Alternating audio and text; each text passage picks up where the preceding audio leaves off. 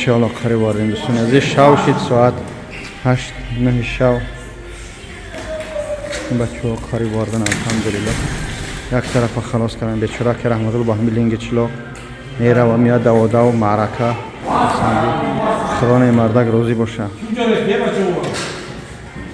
اوس حزب الله ده حزب الله اگه جایی سوری باشه گپ نداری.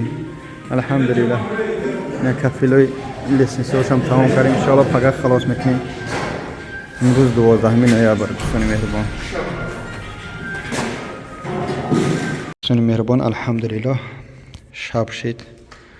یک سوتکنی یکنی چقدر مهنت کردم برادران ما.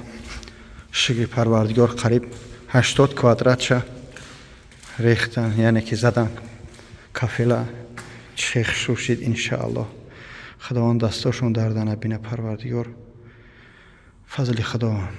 ساعت 8 9 شب شد 11 شب شد. بچه ها برفتن خیلی ما یک کس بود اینجا قلاور یعنی هر شب الحمدلله ما در اینجا دو کس یک کس میستیم بنا بعد با چرت کی خیلی ماتریال و اینسترومنت بسیار هم کدمی نبرویا نفرویا یکون سنگیره همش ای اولش پروردگار دست خیر شما که ما به اینجا رسیده ایم الحمدلله. این دوستان ای بالا کرستی الحمدلله شکر پروردگار.